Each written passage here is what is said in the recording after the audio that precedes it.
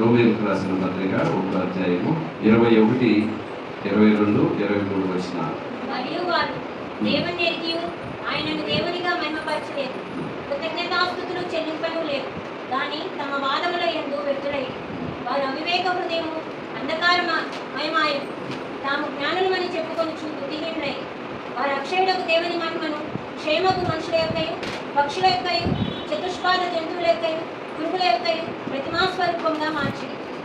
ఈ పూట పరలోకం నుండి దేవుని ఉగ్రత మానవాళి మీద ఎందుకు బయలుపరచబడుతుంది? ఎందుకు దేవుని ఉగ్రత మానవుని పైన ఉంది అని అంటే, మరొక కారణం 21 నుండి 23 వచనాల్లో ఉన్న కారణం ఏంటంటే, దేవుణ్ణి మహిమపరచట్లేదు ప్రజలు.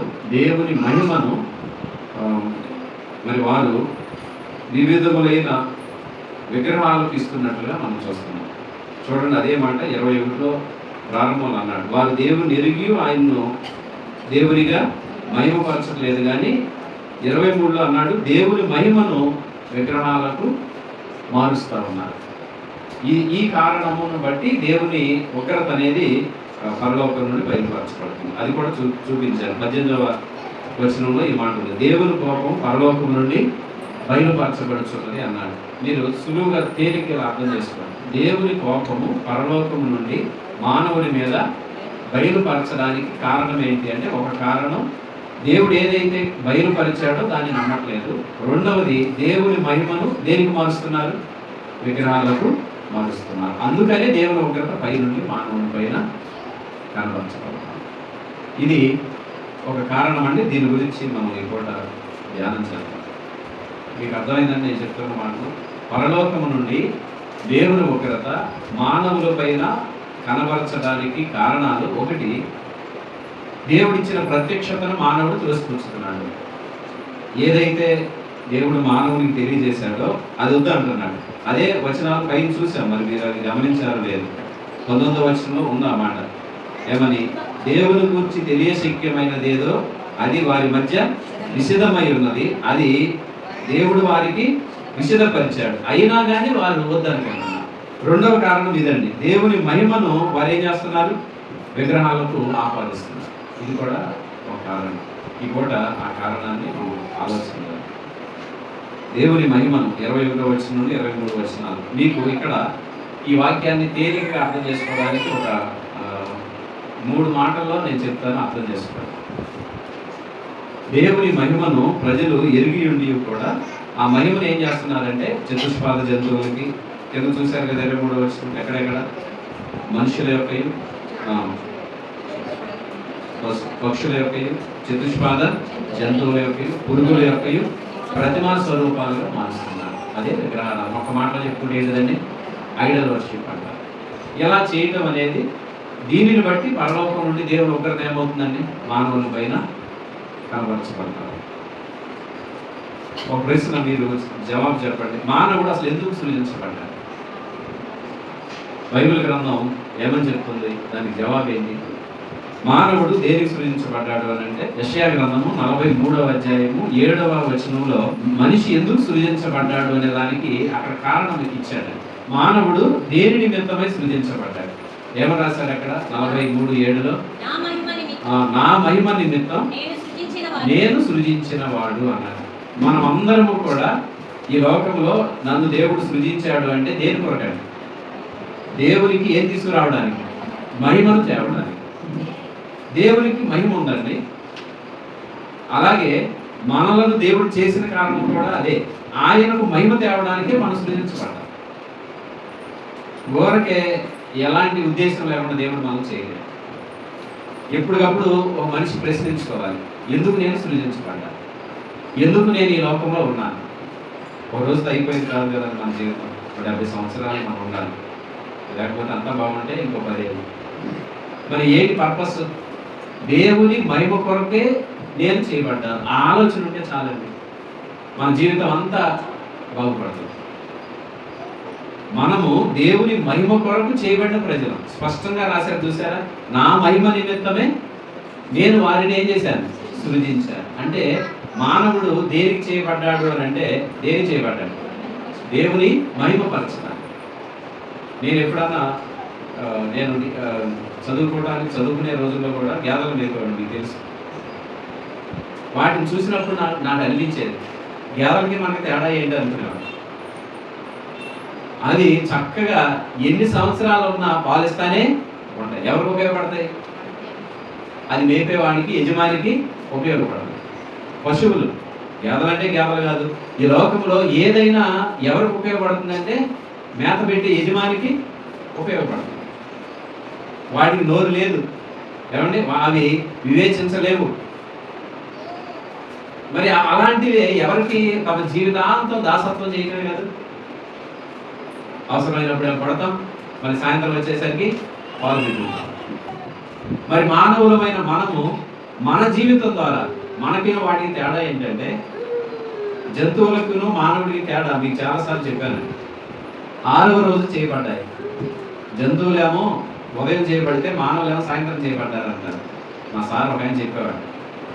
6వ రోజులో ఉదయం పూట ఏమో జంతువులు చేశాడు, మధ్యాహ్నం నుండి ఏమో మనుషుల్ని చేశాడు అంటారు.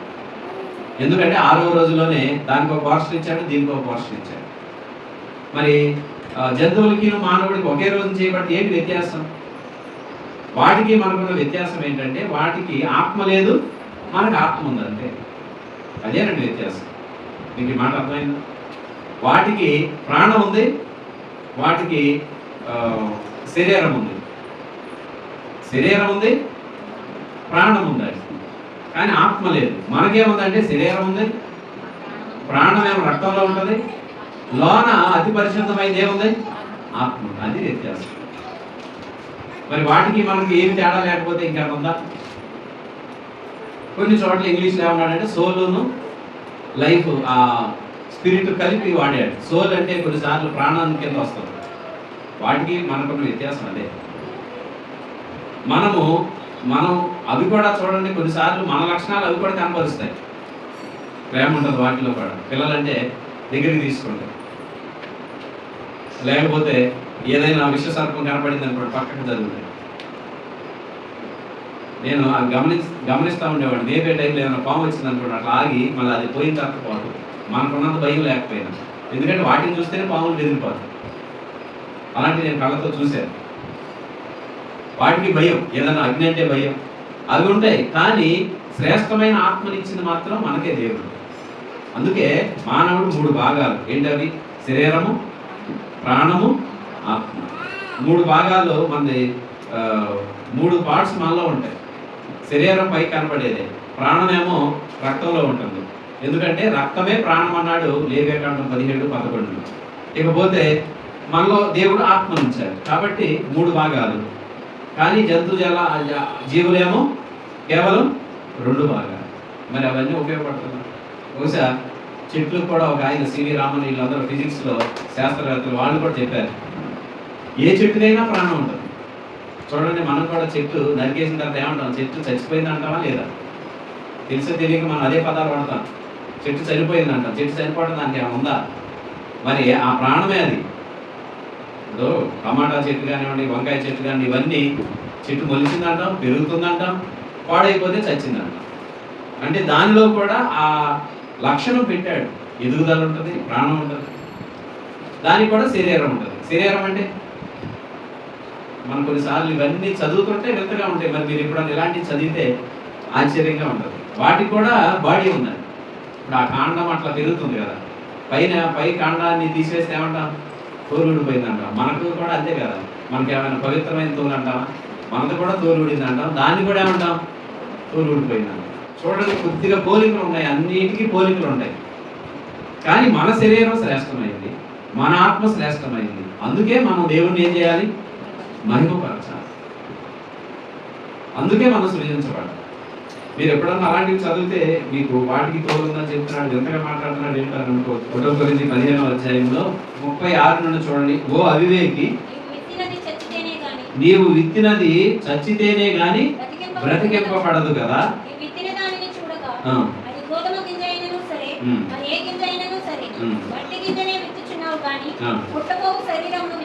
అంటే గింజను విత్తిన తర్వాత గింజ శరీరాన్ని ఎవరిస్తున్నారు? దేవుడు ఇస్తున్నారు. చూసారా? అంటే గింజ చనిపోయిన తర్వాత కూడా దానికి ఏం వస్తున్నాయి? శరీరం వస్తుందని ఉందిగా. మరి అదే మనం అంత కేర్ తీసుకుంటున్నాడు. వేటి వరకు?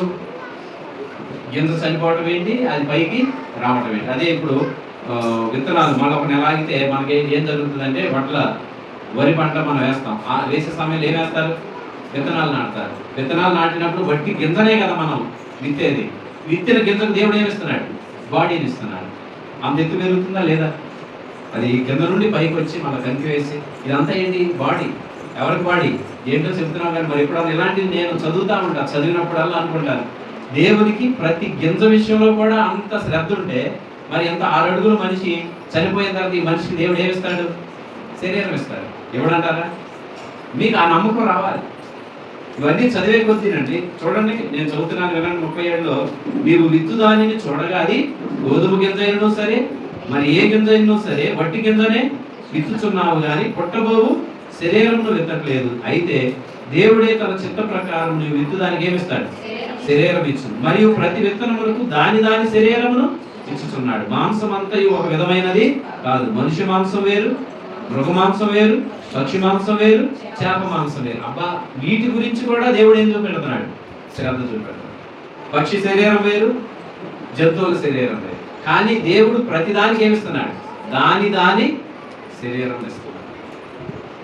మనం ఒకటి గుర్తుపెట్టుకోవాలి, దేవుడు అన్నింటి గురించి ఏం చూపుతున్నాడు? శ్రద్ధ చూపిస్తున్నాడు. మరి మనం మన గురించి ఏం శ్రద్ధ చూపించాడు చెప్పండి. అప్పుడప్పుడు చదివిన గుర్తు 7 లేయర్స్ ఉంటాయంట. ఈ ఒక్క శరీరానికి 7 పొరలు ఉంటాయంట. బాగా లోనికి వెళ్ళిపోయింది అనుకోండి కాగడం, దాన్ని ఇంకా ప్రమాదకరంగా ఎంచుతారు. పైన ఉందనుకోండి, ఏదైనా పూస్తే సరిపోదు. మనలను దేవుడు చాలా శ్రేష్టమైన రీతిలో చేశాడండి. జంతువులకి పక్షులకి ఇచ్చిన శరీరం ఇవ్వలేదు. ఎంత శ్రద్ధ వహించాడో మనం అర్థం చేసుకుని దేవుని మహిమ కొరకు జీవించాలి. నువ్వు ఎందుకు ఈ లోకంలో ఉన్నావు అనేది ఎప్పుడు గుర్తెరిగితే మంచిది. ఎందుకు చేయబడ్డావు? దేవుని మహిమ కొరకు చేయబడ్డావు. నీ జీవితం ద్వారా దేవునికి మహిమ రావడం అంటే ఎంత గొప్ప సంగతి. జీవితాన్ని బట్టి దేవునికి మహిమ అన్నా రావాలి, రెండోది ఏమి రావాలి? అవమానం అన్నా రావాలి. బైబిల్ చెప్పే సత్యం ఇదే. మిమ్ములను బట్టే కదా నా నామం అన్ని జనులలో దూషింపబడుతుంది, అవమానానికి గురవుతుంది. లేదు అంటే మనల్ని బట్టే దేవునికి ఏం కావాలి? మహిమ రావాలి. ఇది ఈ పాఠం ఏమైనా అర్థం చేసుకోవడానికి కష్టం ఉందండి మీకు?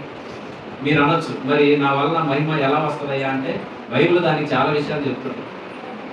మన యొక్క జీవిత విధానం, మన క్రియలు, కార్యాలు,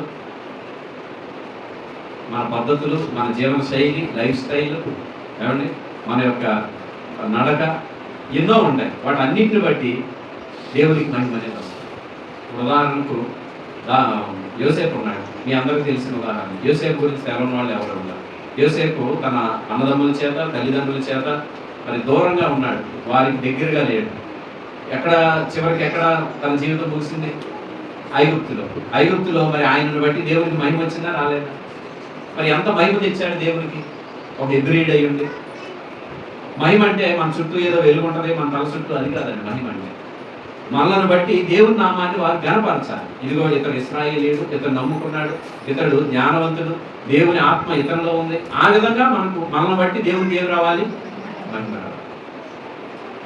మహిమ రావాల్సింది పోయి మానవుడు ఎలా తయారయ్యాడంటే దేవునికి అవమానం తెచ్చేవాడు ఉన్నాడు, దేవుని పక్కన పెట్టేవాడు ఉన్నాడు. సరే, 3 మాటలు గుర్తుపెట్టుకోండి నేను చెప్పేది ఈరోజు వాక్యానికి సంబంధించి. ఆ మాటలు ఇది ఇలాంటివి. ఒకసారి అందరూ రోమాపత్రిక 1వ అధ్యాయం 21 నుండి ఇలా ఉంది. మరియు వారు దేవుణ్ణి ఏమనుందండి? నెరిగియు ఆయనను దేవునిగా మహిమపరచలేదు. 3 విషయాలు ఇలా మనం నేర్చుకున్నాం. దేవుణ్ణి మహిమపరచని వ్యక్తి కలిగి ఉండే లక్షణాలు 3 లక్షణాలు. లేకపోయిన మాటలు వినండి. దేవుణ్ణి మహిమపరచని వ్యక్తి ఎందుకు మహిమపరచలేడో తెలుసా? ఇదిగో ఈ 3 కారణాల వలన. మొట్టమొదటిది ఏంటంటే, దేవుణ్ణి మహిమపరచలేని వ్యక్తి కలిగి ఉండే ఆలోచనలు మొట్టమొదటి పెట్టాడు. ఆలోచన ధోరణి చాలా ప్రాముఖ్యం. దేవుణ్ణి మహిమపరచలేని వ్యక్తి వ్యర్థమైన ఆలోచనలు చేస్తాడు. అక్కడ మొదలు పెట్టాడు పౌలు గారు. చూడండి, అదే మాట ఉందో లేదో 21లో. కృతజ్ఞతాస్తుతులు చెల్లించలేదు కానీ తమ వాదముల యందు, అంటే వారి యొక్క వాదములు, ఆలోచనలు, తలంపులు, వారి యొక్క మాట తీరు, వాదములు, మన ఆలోచన ధోరణి ఎలా ఉందో దానిని బట్టి మన జీవితం అనేది మలచబడుతుంది. బాగా గుర్తుపెట్టుకోండి మాటలు. ఒకటి, వారి ఆలోచనలు బాగుండవు. రెండవది ఏంటంటే, రెండవ కారణం చెప్పి మరలా మొదటి వద్దాం. 22వ వచనం, వారి అవివేక హృదయం ఏమైపోద్దంటే అంధకారం. రెండవ కారణం ఏంటంటే, ఆలోచనలు సరిగా లేని కారణమున వారి హృదయాలు అంధకారం అయిపోతాయి. చీకటి చేత నింపబడిన వ్యక్తి దేవుని మహిమపరచలేదు. అర్థమవుతుందండి ఈ మాట? అంధకారం అయిపోతుంది. ఇప్పుడు అంధకారం అయినప్పుడు మానవుని యొక్క మనసు హృదయాలు చీకటిమయమైనప్పుడు దేవుని మహిమపరచలేదు. ఇక అంధకారం అయిన తర్వాత అది దేనికి దారితీస్తుందో చూడండి. 23వ వచనం, వారు దేవుని మహిమను మరి జంతువుల యొక్క, పశువుల యొక్క, లేకపోతే విగ్రహాలకు మలుస్తారు. ఈ 3 మాటలు మరలా చెప్తాను వినండి. ఇప్పుడు మనిషి ఆలోచన సరిగా లేదనుకోండి, ఆలోచనలు సరిగా లేనప్పుడు ఆటోమేటిక్గా హార్ట్ అనేదని చీకటి అయిపోతుంది, అంధకారం అయిపోతుంది. అంధకారంలో ఉన్న వ్యక్తి దేవుని మహిమను చూడక ఏం చేస్తాడంటే విగ్రహాల మీద పడతాడు. మీకు ఏదైనా విగ్రహారాధన ఇలాంటి పదాలంటే కొద్దిగా బాధ కలిగినా నేను ఇలా చెప్తున్నాను వినండి. ఒకవేళ అది తర్వాత వద్దాం మళ్ళా దానికి. ఇప్పుడు మనిషి ఆలోచన చాలా ప్రాముఖ్యమండి. ఆలోచన ఏమవుతుందంటే మన గుణంగా మారిపోతుంది.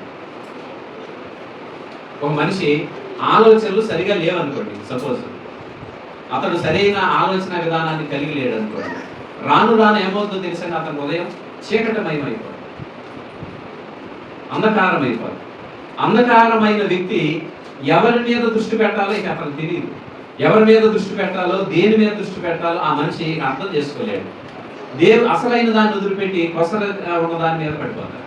ఈ మాట మీకు అర్థమైన ఉదాహరణకు, బాగా ఒక చదువుకునే బిడ్డ అనుకోండి, స్కూల్లో పాఠాలు చెప్తున్నారు, స్కూల్లో పాఠాలు ఎక్కట్లా బుర్రకి, ఆలోచనలు కరెక్ట్గా టీచర్ చెప్పే ఆలోచనలు సరిగా పడట్లేదు బుర్రకి, ఆ మనసులో వ్యర్థమైన ఆలోచనలు వచ్చినాయి అనుకోండి, తర్వాత అతను హృదయం ఇక్కడ ఆలోచనలు ఇక్కడ ఉంటాయి, హృదయం తర్వాత ఆలోచనలు ఎప్పుడు కింద దిగుతాయి. మీకు ఇది కూడా క్రమమే, నేనేదో మిమ్మల్ని మాయ చేసి అవసరం. సహజంగా ఆలోచనలు పైన ఉంటాయి, అది మైండ్ అంటారు. మైండ్లో ఉన్న ఆలోచనలు ఇక్కడికి వచ్చి జల్లిడి ఇక్కడ పడుతుంది, ఇక్కడ దిగుతాయి, హృదయం ఇక్కడ ఉంటుంది, గుండె ఇక్కడ ఉంటుంది. ఆలోచనలు స్లోగా ఏమవుతాయి అంటే సరైన ఆలోచనలు కానిది అంధకారంలోకి వెళ్ళిపోతాడు మనిషి. అంధకారంలో ఏమి పని చేస్తాడో ఇక మన మానవుడికి తెలియదు. చూడండి, అంధకారం అవ్వడం, చీకటి అయితే వ్యక్తి ఏం చేస్తాడు స్లోగా. అందుకని ఇప్పుడు ఉదాహరణ చదువుకునే వ్యక్తి అని మనం చెప్పాం, లెసన్ అనేది మన బుర్రకి వెళ్తలేదు, వ్యర్థమైన ఆలోచనలు పెరిగిపోతుంది. ఇక ఆ పాఠం మీద మనకి ఏమి రాదు, ఆలోచన ఉండదు, డార్క్ అయిపోతాం, జ్ఞానం ఉండదు. జ్ఞానం ఉన్న దాని మీద రేపొద్దున పాస్ అవ్వాలి అనే దృష్టి కంటే కూడా ఇతడికి వేరే వాటి మీద, మన భాషలో యావగేషన్ అంటాం, లేకపోతే ఇక ఏమైపోతుందంటే దేవుడిని పక్కన పెట్టేసి ఒక విగ్రహం మీద పడిపోతుంది. ఒక విగ్రహం అంటే ఇతడు సరిగ్గా పాఠాల మీద దృష్టి లేదు కాబట్టి ప్రేమ మీద పడవచ్చు. ఇక అలా ప్రేమించుకుంటూ వెళ్ళిపోయి అదొక మత్తు. ఇక ఆ మత్తులో ఏమైపోతాడంటే చిత్త అయిపోతాడు. అంటే మన ఊరికే అంటే నేను ఆ చదువులో లైన్లో వచ్చాను కాబట్టి అది చెప్తున్నాను. లేకపోతే మరొకటి, ఏదైతే మన బుర్రకి సరైన ఆలోచన ఉండదో అది మన మార్గాన్ని పాడు చేస్తుంది. మీకు బైబిల్ గ్రంథంలో ఫస్ట్ మానవుడు దేవుడు పైనుండి చూసినప్పుడు 6వ అధ్యాయము 5వ వచనం ఉంటుందండి. కేవలం మానవుని ఊహ ఆలోచన అంతా చెడ్డదైపోయింది. ఇక ఆదికాండం 6వ అధ్యాయం ప్రారంభంలో దేవుడు మానవుని పైనుండి చూసినప్పుడు మానవుడు చెడిపోవడానికి ప్రధాన కారణం ఏంటి తెలుసండి, థింకింగ్ ప్యాటర్న్ అండి. మన విషయమై కూడా అంతేనండి. ఎక్కువ మంది జీవితంలో పాడైపోవడానికి కారణం ఏంటంటే అతని ఆలోచనలు బట్టి పాడైపోతారు. ఈరోజు ఉదయం లేవగానే కాస్త బైబిల్ చదువుకోవాలని ఆలోచన వచ్చింది అనుకోండి, ఆ దారి లేదు. బైబిల్ ఏం చేస్తుందంటే మనల్ని క్రమపరుస్తుంది, మనలో ఉన్న అవలక్షణాలను తొలగిస్తుంది. లేదు, బైబిల్ పక్కన పెట్టి ఒక వ్యక్తిని తిట్టుకుంటానే లేకుండా మీరు మనిషి ఉదయం లేచిన తర్వాత మన ఆలోచన ధోరణి బట్టి ఆ రోజు బీపీ పెరగటమో, షుగర్ లెవెల్ పెరగటమో తేలిపోతాం. మనం మన ఆలోచనలు కంట్రోల్లో పెట్టుకుంటేనే నెమ్మది, సమాధానం అనేది ఉంటుంది. మీరు కూడా ఆలోచన చేయండి. నేను చెప్పే సైకలాజికల్గాను మీకు ఉపయోగపడుతుంది, బైబిల్ కూడా చెప్పేది. నువ్వు నెమ్మదిగా ఉండి ఏది జరిగినా దేవుడే చూసుకుంటాడు, దేవుడి పైన భారం వేసి కాసేపు ప్రార్థన చేసుకుంటే ఆ రోజు నెమ్మది వేరు. అందుకే మన ఆలోచనలే మనం తినేస్తాయండి, ఏం అనుమానం లేదు. ఇక మానవుడు లోపల ఉన్న ఆలోచనలు బట్టి వ్యర్థమైనవి బయటకు వచ్చి వాదనలు పెరుగుతాయి, ఆర్గ్యుమెంట్స్ పెరుగుతాయి. చూడండి, ఎప్పుడు వాదనలు ఆర్గ్యుమెంట్ ఉంటేనంటే మనిషి ఆత్మ క్షీణించుకోవాలి. ఇక ఈ ఆలోచనలు వ్యర్థమైన వాటి ఉండటం వలన హృదయము డార్కెన్ అయిపోతుంది, చీకటి అయిపోతుంది. ఇక ఈ చీకటి అయిపోయినప్పుడు ఏదైనా వెలుగు వచ్చినానంటే దాన్ని గుద్దుకుని డాష్ ఇచ్చి పక్కకి వెళ్ళిపోతుంది. చూడండి, మీకు యోహాను సువార్త 3వ అధ్యాయంలో ఈ పదం అంటాడు. యోహాను సువార్త ఈ చీకటిమయమైన వ్యక్తి జీవితం ఎలా ఉంటుందంటే 3వ అధ్యాయం 19-20 వచనాలు చూడండి. యోహాను సువార్త ఆ తీర్పు ఇదే, వెలుగు లోకంలోనికి వచ్చెను గాని తమ క్రియలు చెడ్డవైనందున మనుషులు వెలుగును ప్రేమింపక చీకటినే ప్రేమించిరి. దుష్కార్యము చేయు ప్రతివాడు వెలుగును ద్వేషించును. దుష్కార్యము చేయు ప్రతివాడు ఏం ద్వేషిస్తాడు? వెలుగును ద్వేషించును. తన క్రియలు దుష్క్రియలుగా కనబడకుండునట్లు వెలుగునొద్దకు, ఇక చీకటి అయిపోయిన తర్వాత వెలుగునొద్దకు రావడానికి కూడా మనిషి ఇష్టపడు. అందుకనే యోహాను భక్తుడు 1-10 సార్లు ఈ పదాలు గుర్తు చేస్తాడు. మానవుడిలో ఉన్న అంధకారము చాలా బలమైంది. మీరు అనుకుంటున్నారేమో కరెంటు పోతేనే చీకటి అనుకుంటే పొరపాటు. కరెంటు పోతే చీకటేనండి, 1 గంట తర్వాత అదే వస్తుంది. కానీ మనిషి యొక్క మనసు హృదయాలు చీకటమయమైనప్పుడు బయట నుండి వెలుగైన క్రీస్తు వచ్చిన మానవుడు ఏం చేస్తాడు తెలుసండి? ఒకవేళ వెలుగులోకి వెళ్తే మన క్రియలన్నీ కనబడిపోతాయని మానవుడు వెలుగులోకి వెళ్ళడు. ఈరోజు చాలా మంది దేవుని దగ్గరికి రాకపోవడానికి ఒక ప్రధాన కారణం ఏంటంటే అవన్నీ వదిలేయాలి, వదలలేడు మనిషి. అవన్నీ వదిలిపెట్టాల్సి వస్తుంది, వదలలేడు. ఎందుకంటే ఒకవేళ ఈ వదిలేమనుకోండి అంతా గలిబిలైపోతుందని భయం. ఈ భయం మధ్యలో ఇక మనశ్శాంతి లేక, నెమ్మది లేక, అటు చెప్పలేక ఇటు చెప్పలేక ఇక మనిషి 3వ విషయం అదే, చీకటిలో ఉన్న మనిషి ఏం చేస్తాడు తెలుసండి? కరెక్ట్ దాని మీద దృష్టి పెట్టలేడు. సజీవుడైన దేవుడిని వదిలేసేసి ఒక విగ్రహం మీద దృష్టి పెడతాడు. ఇక ఆ విగ్రహానికి ఏమైనా రెస్పాన్స్ ఉంటుందా? విగ్రహం ఏమైనా రెస్పాన్స్ ఇస్తుందండి మనకి? నువ్వు దాని ముందు మొక్కినా, దాని ముందు నీ మొత్తం ఏది హృదయాన్ని చేరుకున్నా, నువ్వు ఎంత కష్టపడినా బాదుకున్నా అదేమో రాయి, అదేమో మనతో మాట్లాడు. 2వ స్టెప్ ఇది ప్రాముఖ్యం. చీకటిలో ఉన్న వ్యక్తి నిజంగా దేని మీద పడతాడో ఎవరికి తెలియదు. చీకటిలో ఉన్న వ్యక్తికి కాళ్ళకు ఏదో తగులుతుంది. ఎక్కడ పడతాడు? రాయి మీద పడతాడు, లేకపోతే సమభూమి కలిగిన చోట పడతాడు, ఎవరికి తెలుసు? ఆలోచన ధోరణి ఎవరికైతే సరిగా ఉండదో ఆటోమేటిక్గా హృదయం పాడైపోతుంది, చీకటమయం అయిపోతుంది. హృదయం చీకటి అయిపోయిన తర్వాత ఆ వ్యక్తి కరెక్ట్ దాని మీద దృష్టి పెట్టలేడు. కానీ నా భావం అది.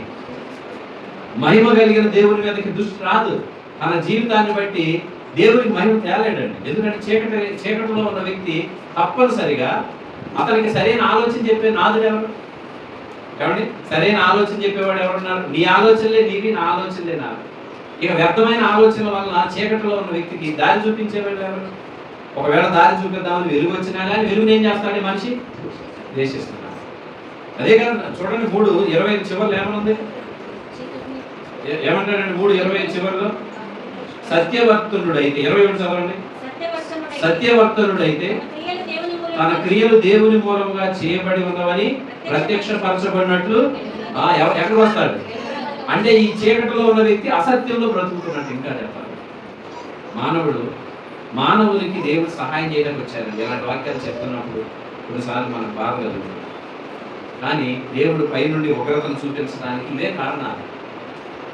మనలను అలా చేయలేదండి. దేవుడు చాలా మంచివారిగానే దేవుడు చేశాడు. దేవుడు ఎలా చేశాడండి? మనం తన పోలికలో, తన స్వరూపమందు మంచిగానే చేశాడా లేదా? మంచిగా చేశాడు. మరి మానవుడు ఇది కదా అయిపోయాడు. దేవుడు బాధతోనే చెప్తున్నాడు. మొదటిగా ఆలోచనలు పాడైపోతే హృదయం చీకటమైంది.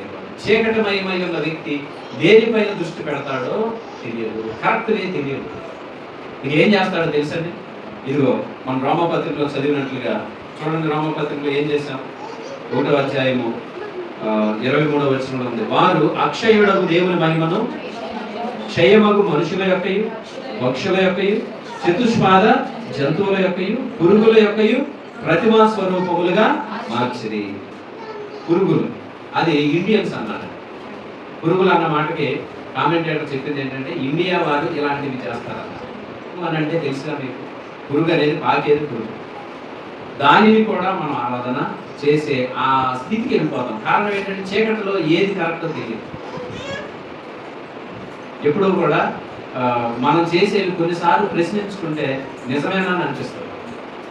కొంతమంది చెబుతూ ఉంటారు, మనం పాలు పోసి పెంచే ఆ పామే అదే మన ఇంట్లోకి వస్తే మాత్రం దానికి నిలువ నీడ ఇవ్వం. వీరుంటే ఏం చేస్తామండి? నలుగురు కాసి దాన్నే చంపుతారు. మరి ఎందుకు ఆ వ్యత్యాసం ఎందుకు చూపించదు? అందుకే అంటే చీకటమయమైపోయిన హృదయము ఏది కరెక్టో తెలుసుకోలేదు. మీకు మనుషుల యొక్కయో అన్న మాటకు అర్థం, పౌలు గారు రోమా సామ్రాజ్యంలో జీవించాడు. రోమా సామ్రాజ్యంలో మానవ ప్రతిమలను ఆరాధించేవారు. సీజర్ లేదా అగస్టస్ లేకపోతే ఔగుస్తు వీళ్ళందరూ ఉన్నారు చూసారు. రోమన్ ఎంపరర్స్ వాళ్ళ బాడీస్, అంటే ఇప్పుడు మనకు కూడా తెలుసో తెలియక ఈ సంస్కృతి వచ్చింది. చాలామంది విగ్రహాలను ఆరాధించేవాళ్ళు చాలామంది ఉన్నారు. విగ్రహారాధన అంటే ఒక విగ్రహాన్ని మనం ఆరాధన చేయటం అనేది దేవుడు ఏమాత్రం ఒప్పుకోడు. ఎందుకంటే దేవుడు మహిమ కలిగిన వాడు. మహిమ కలిగిన దేవుడు ఎక్కడ? చలనం లేని విగ్రహం ఎక్కడ? మీరు చూడండి, విగ్రహం గురించి ఒక మాట చెప్పి నేను విమర్శించలేదు. యెషయా పుస్తకం 44 తీయండి. 44 ఇంతకుముందు చదివితే 9వ వచనం నుండి చివరి వచనం వరకు మీరు తర్వాత గుర్తుపెట్టుకోండి, లేదా 20వ వచనం వరకు కనీసం. 9వ వచనం నుండి ఇలా చెప్పాడు, విగ్రహమును నిర్మించు వారందరూ మాయ వంటి వారు, వారికి ఇష్టమైన విగ్రహములు ఏమైనా ఇష్టం అలా చెప్పుకుంటూ వచ్చి చూడండి 10లో కూడా ఎందుకును పనికిరాని విగ్రహమును మోసపోసి దానిని ఒక దేవునిగా నిరూపించువాడెవడు? ఇదిగో దాన్ని పూజించు వారందరూ సిగ్గుపడుదురు. ఆ శిల్పకారులు నరమాత్రులే కదా. విగ్రహాన్ని చేసిన శిల్పకారుడు కూడా ఏమై ఉన్నాడండి? మనిషే కదా. చూడండి, అందుకే ఇంకా ముందుకు వెళ్తే 44లో ఒక మాట అంటాడు, అది చూసి ముగిద్దాం. ఏమంటాడంటే 14 చూడండి, ఒకడు దేవదారు చెట్లను నరకవల్లని పూనుకొనును, శ్మశాన వృక్షములు గాని సరళ వృక్షములు గాని సింధూర వృక్షములను గాని అడవి వృక్షములో ఏదో ఒక దాన్ని తీసుకొను. ఒకడు చెట్టు నాటగా వర్షము దాన్ని దేవుని వర్ణన గొప్పదని. ఇప్పుడు ఒక చెట్టుని పెంచేది ఎవరండి? దేవుడేగా, అంతే కదండి. ఇప్పుడు దేవదారు వృక్షం కావచ్చు, సరళ వృక్షం కావచ్చు, సింధూర వృక్షం కావచ్చు, దానికి వర్షాన్ని ఇచ్చేది ఎవరు? దేవుడే కదా. మరి తర్వాత అది పెరిగిన తర్వాత 15లో ఒకడు పొయ్యి కట్టెలకు వాటిని ఉపయోగించును, వాటిలో కొంత తీసుకొని చలి కాచుకొను, నిప్పు రాజబెట్టి రొట్టె కాల్చుకొను, ఒక భాగం తీసుకొని దానితో ఒక దేవతను చేసుకొనుచు దానికి నమస్కారం చేయును, దానితో ఒక విగ్రహం చేసి దానికే ఇది విధానం. అందుకే మనం కూడా ఒక ఆలోచన చేసుకోవాల్సింది ఏంటంటే, దేవుని మహిమను మనము మానవునికి, చతుష్పాద జంతువులకి, లేకపోతే ఎలాంటి స్పందన లేని వాటికి మనం ఇవ్వకూడదు. మనం ఒక నిర్ణయం తీసుకోవాలి. ఏంటంటే, నేను దేవుని మహిమ కొరకు జీవించాలి. దేవుడు నన్ను చేశాడు, ఆయన మహిమ కలిగిన దేవుడు. నా ఆలోచనలు వాక్యానుసారంగా నేను పెంచుకోవాలి. నేను మొదటే చెప్పానండి, ఒకని ఆలోచనే గుణం అయిపోతుంది. అర్థమైందండి నా మాట? ఒకని ఆలోచన స్లోగా క్యారెక్టర్ ఫార్మేషన్ అయిపోతుంది, క్యారెక్టర్కి వెళ్ళిపోతుంది. ఆలోచన విధానం ఎవరిదైతే బాగుంటుందో ఆటోమేటిక్గా ఆలోచనే పెట్టుబడి అంటే జీవితం అనేది బాగుంటుంది. సరైన ఆలోచన లేకపోతే అంధకారం అయిపోద్ది. అంధకారంలో మనం ఒక చెట్టును మొక్కుతున్నామో లేకపోతే మరొక దాన్ని మొక్కుతున్నామో మనకు తెలియదు. జీవితం అంతా అస్తవ్యస్తం అయిపోతుంది. దేవుని ఉగ్రత ఆ వ్యక్తి పైన నిలిచిపోతుంది. అలా కాకుండా మనం దేవుని ఆలోచనలు, దేవుని తలంపులు, యేసు ప్రభు పుట్టినప్పుడు ఆయన కొన్ని బిరుదులు ఇచ్చారు. ఆయనకున్న బిరుదులో ఒక బిరుదు ఏంటంటే ఆలోచనకర్త, నిత్యుడగు తండ్రి. ఆలోచనకర్త ఆయన. అసలు ఆలోచన అనేది ఆయన దగ్గరే ఉండాలి.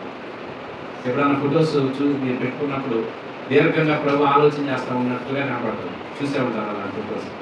ఆయన దీర్ఘశాంతుడు, ఆలోచనకర్త. మానవుడికి ఏ ఆలోచనలు కావాలో అవి చెప్తాడు. ఈయన ఆలోచన ఇచ్చేది ఆయనే. సరైన మార్గంలో నడిపించేది ఆయన, మంచి మార్గంలో. అంతెందుకు, చీకటిలో ఉన్న ప్రజలు గొప్ప వెలుగును చూశారు. మరి ఈరోజు చాలామంది ఇంకా చీకటిలోనే ఉంటున్నారంటే మనం కారణం కూడా చెప్తున్నాం. వారి క్రియలు చెడ్డమైనందున వారు వెలుగునందుకు రారండి. అలాగే ఆ వ్యక్తి కొనసాగుతూ ఉంటే ఒకనొక రోజున ఇక ఎన్నటికీ రాలేని చీకటిలోనే పడతారు. అగాధం, అక్కడ అగ్ని ఆరదు. ఇప్పుడు అవకాశం ఉంది, వెలుగు అనేది మన చుట్టూ ఉంది. క్రీస్తులో లేదు, నేను ఇంకా చీకటిలోనే ఉంటానంటే ఒక సమయం వచ్చినప్పుడు ఆ చీకటిలో బయటకు రావడానికి వీలు. కరెక్ట్గా వెలుగులో ఉన్న వ్యక్తికి, వెలుగులో ఉన్నవాడు సత్యవంతుడు. సత్యవంతుడు ఏం చేస్తాడంటే ఏది నిజమైంది ఏది అబద్ధమో గుర్తెరుగుతాడు. అప్పుడు దేవుని పైన దృష్టి పెట్టగలుగుతాడు, దేవుని ఆరాధన చేయగలుగుతాడు. దేవుని ఆరాధన చేయటం అల్టిమేట్ అన్నమాట. ఎందుకంటే ఆయన తన పోలికలో మనం చేశాడు, మనం కూడా ఆయన ఆరాధించడానికే మనం ఈ లోకంలో ఉన్నాం. అంతేగాని మనం వ్యర్థమైన ఆలోచనలను మన కాలం గడుపుతూ చీకటమయమైన హృదయాలు కలిగి ఏది సరైందో ఏది సరైందో కాదో తెలియని పరిస్థితిలో ఉంటే నష్టపోతాం. అల్టిమేట్గా దాని వల్ల వచ్చే జీతం ఏంటంటే దేవుని ఒకరితో ఆ వ్యక్తి పైన ఉంచాలి. రాత్రి కూడా చెప్తున్నాం, ఆలోచనలు వినేవారు లేరు ఈరోజు. మంచి ఆలోచనలు వినేవారు కూడా తరిగిపోయారు. ఆలోచనలు చాలా గొప్పవి. నేను నీకు ఆలోచన చెప్తాను, నేను నిన్ను నడిపిస్తానని దేవుడు చెప్తున్నప్పుడు మనం విధేయత చూపించాలి, ఆయన ఎందుకు నమ్మకం ఉంచాలి, ఆయన పైన ఆధారపడాలి. ఒకవేళ వెలుగు వచ్చినప్పుడు మనం ఏం చేయాలంటే చీకటిలో నుండి వెలుగులోకి రావాలి. యేసు ప్రభుకి బిరుదది, నేను లోకంలోకి ఏమై ఉన్నా, వెలుగై ఉన్నా. కానీ వెలుగు వచ్చినా కానీ చీకటి ఏం చేయకుంది, దాన్ని గ్రహింపకున్నది. కాబట్టి మనం పరిశీలన చేసుకున్నాం. దేవుని వాక్య ప్రకారం దేవుని ఒకరిని మన మీద నిలిచుంటే మనకు మంచిది. అదే రోమాపత్రిక చెప్తున్న గొప్ప మాట.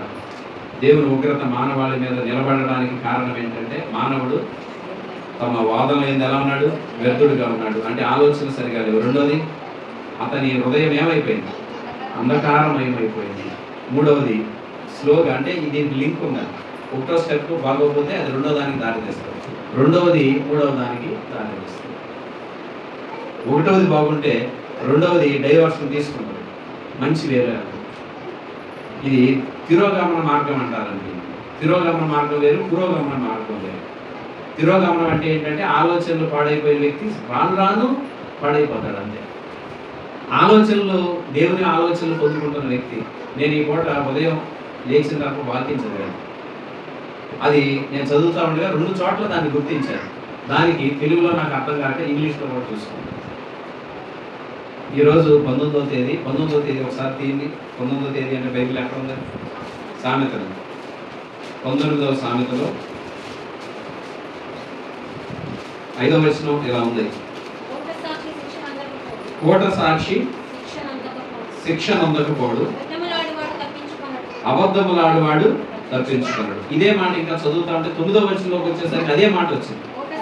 కోట సాక్షి శిక్ష నొందకపోడు, అబద్ధములాడువాడు నశించు. అక్కడ కొద్దిగా మార్చాడు, అబద్ధములాడువాడు తప్పించుకోలేదు అన్నాడు. ఇక్కడికి వచ్చేసరికి ఏమన్నాడు, అబద్ధములాడువాడు నశించును అన్నాడు. నేను ఇప్పుడు మిమ్మల్ని అడుగుతున్నాను, కోట సాక్షి అంటే ఏంటి? ఏదో ఆ మాట అనేసరికి ఎట్లా మీకు అర్థమైంది? కోట సాక్షి అంటే అబద్ధములు. కోట సాక్షి అన్న మాటకు ఇంగ్లీష్లో వాడిన పదం ఏంటంటే ఫాల్స్ విట్నెస్. అంటే ఒక వ్యక్తి గురించి మనం అబద్ధ సాక్ష్యం చెప్పాలి. ఇప్పుడు నాకంటూ ఒక పేరు ఉందండి, మీకంటూ ఒక పేరు ఉంటుంది. మీ పేరుని నేను పాడు చేస్తే నేను తప్పించుకోలేదు. మనం ఆ వ్యక్తి గురించి అబద్ధ సాక్ష్యం చెప్పకూడదు. ఒక వ్యక్తి అంటే దీని అర్థం ఏంటంటే, మనకు 10 ఆజ్ఞలు ఉన్నాయి కదా, 10 ఆజ్ఞల్లో ఒక ఆజ్ఞ ఇదే, నీ పొరుగువాని మీద అబద్ధ సాక్ష్యము పలకూడదు. మనము ఒక వ్యక్తి గురించి చెప్పుకునే తీరు అన్నమాట. ఒక వ్యక్తి గురించి అతను మంచివాడైనప్పటికీ అతనికి చెడ్డ పేరుని ఆపాదించే క్రమంలో ఆ వ్యక్తి గురించి ఇతరులకు చెడ్డగా చెప్పామనుకోండి, ఆ వ్యక్తి ఎంత బాధపడతాడు. అలా అబద్ధ సాక్ష్యం పలకూడదని దేవుడు ముందుగానే నిర్గమకాండంలోనే చెప్పాడు. అలా అబద్ధ సాక్ష్యం పలికేవాడు ఏమవుతాడని చెప్తున్నాడు ఈయన. ఏమవుతాడండి? కోట సాక్షి ఏమి పొందకపోడు, false witness cannot go unpunished అన్నాడు. అది తప్పనిసరిగా పనిష్మెంట్కి గురవుతుంది. ఇప్పుడు ఈ ఆలోచన నాకు వచ్చింది అనుకోండి, సరిగా నాకు గిట్టిన వాళ్ళు చాలామంది ఉన్నారు. ఎందుకుంటారు? మీకు గిట్టిన వాళ్ళు ఉంటారండి? మన భాషలో మాట్లాడుకుంటే మీకు గిట్టిన వాళ్ళు ఎంతమంది ఉంటారు? మనిషిని వదలాలే కానీ రోజు మొత్తం మీద చీల్చి చెండాడేసేస్తాం ఎవరిని. మన మాట వినని వాళ్ళు, మనం గౌరవించిన వాళ్ళ గురించి ఎన్ని మాటలైనా చెప్పచ్చు, రోజంతా మాట్లాడతాం. శివులో శేషం ఏది, లేకపోతే శివుడు బద్దలైపోతుంటే చెబుతావు మనకు నచ్చని వాళ్ళ మీద. నువ్వు చెప్పేదంతా నిజమో కాదో ఇది ఈ మాటను బట్టి తెలుసు. కోట సాక్షి తప్పించుకున్నాడు. నీవు కనుక ఆ వ్యక్తి మీద అబద్ధ సాక్ష్యం చెప్తానే ఉన్నావు అనుకో, ఏదో ఒక రోజు దేవుడు నిన్ను పనిష్ చేస్తాడు. ఇప్పుడు ఈ మాట 2 సార్లు ఎందుకు వాడాడు? ఒక అధ్యాయంలో ఎన్నిసార్లు వాడాడండి? 2 సార్లు ఎందుకు వాడాడు అని అంటే, ఒక అధ్యాయంలోనే జాగ్రత్త అని చెప్తున్నాడు. ఇప్పుడు ఇది నాకు సరిగా అర్థమైంది అనుకోండి, ఎందుకు నోరు మూసుకుని కూర్చోవడం మెరుగు కదా. నేను ఒకళ్ళ మీద అబద్ధ సాక్ష్యం చెప్పడం ఎందుకు? అబద్ధ సాక్ష్యం చెప్పి శిక్షను కొని తెచ్చుకోవడం ఎందుకు? అది ఆలోచన. మన ఆలోచనలను మార్చేది బైబిల్ అండి. బైబిల్ మన ఆలోచనలు మారుస్తుంది. ఒకవేళ నీకు ఇదే ఆలోచన ముందుకు కొనసాగుతుంటే ఈ మాట చెప్తున్నాడు 19వ వచనంలో అంటాడు, 14వ వచనంలో గృహమును విత్తమును పితరులు ఇచ్చిన స్వాస్యము సుబుద్ధి గల భార్య. ఇప్పుడు ఈ మాట నీకు అర్థమైంది అనుకోండి, పెళ్లి చేసుకున్న వాళ్ళకి కానీ పెళ్లి చేసుకోబోయే వాళ్ళకి కానీ ఎంత చక్కటి ఆలోచన. ఏంటి ఇందులో ఉన్న ఆలోచన? ఏమని చెప్తున్నాడు చూసారా? 19:14 ఏమన్నాడండి? గృహము విత్తము ఎవరిస్తారు? అమ్మ బాబు ఇస్తారు. గృహము విత్తము అమ్మ నాన్నలు ఇచ్చేది. కానీ సుబుద్ధి కలిగిన భార్య ఎవరు దానం? మనకు ఆస్తిపాస్తులు ఎవరు ఇవ్వాలి? అమ్మ బాబు ఇస్తారని ఇందుకు సరిపోతుంది. అందుకే నేను చెప్పేది, మన ఆలోచన ధోరణి ఒక్క రోజుతో మారదు. ఎన్నో విషయాలు ఉన్నాయి అందులో. అవన్నీ ఒక్కొక్కటిగా చదువుతా ఉంటే ఇది నా గురించే మాట్లాడాడు, నేను ఇలాంటి బుద్ధి కలిగిన వాడినే కాబట్టి నా గురించి దేవుడు మాట్లాడుతున్నాడని మనమే క్రమపరుచుకుంటాం. ఎవరో చెప్పాల్సిన పని. అందుకే మన ఆలోచనలు ఇక్కడికి వచ్చి ఆగుతాయి. మనసులో 100 ఆలోచనలు చేస్తాం, హృదయంలో చేయబడిందే స్థిరం అవుతుంది, తెలుసా? అందుకే హృదయము అంధకారమయమైతే మొత్తం అంతా పాడైపోతుంది. ఇక మనం ఏ ఆరాధన చేస్తున్నాం, విగ్రహాలను ఆరాధిస్తున్నాం, సజీవుని ఆరాధిస్తున్నాం, మనకు తెలియదు.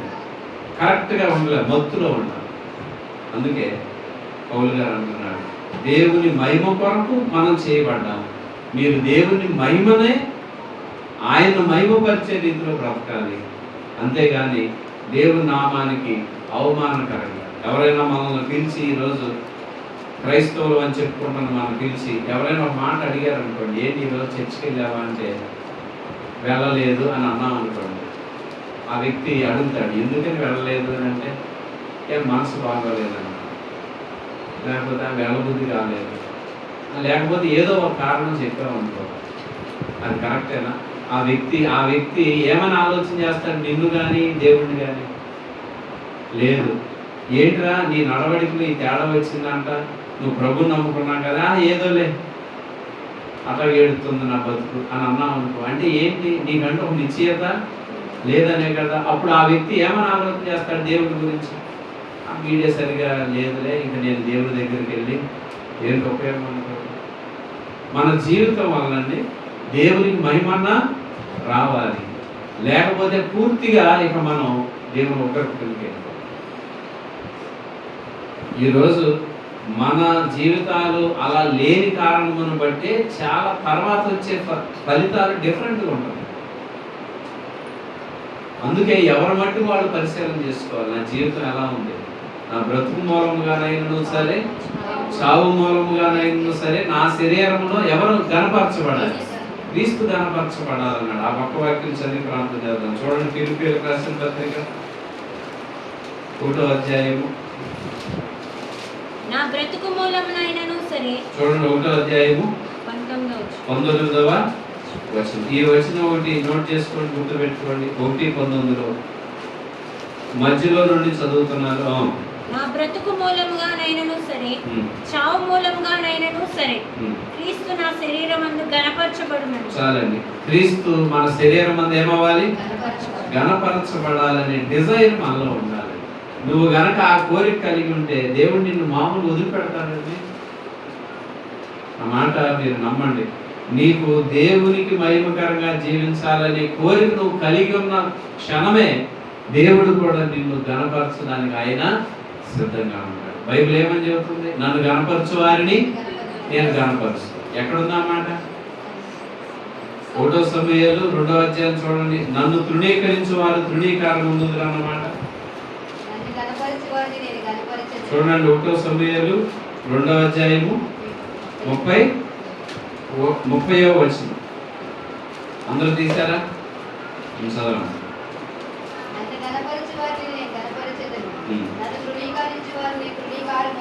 చూసారా మాట? ఎప్పుడు మనం గుర్తుపెట్టుకోవాలి ఇలాంటి మాటలు. 30వ వచనంలో ఈ మాట ఉంది. 30 చివరిలో. ఓకే, చూడండి. యెహోవా వాక్కు ఏదనగా, నన్ను గణపరచు వారిని నేను నేను కనపరచుదును. నన్ను తృణీకరించు వారు తృణీకారమందుదురు. చూసారా పదం చివరిలో నన్ను తృణీకరించు వారు ఏమవుతారు? తృణీకారం పొందుదు. అందుకే మనం దేవుని ఆలోచనలు కలిగి వెలుగుమయమైన జీవితం కలిగి దేవునికి మహిమకరంగా జీవించడం మన జీవితాలకు మంచిది.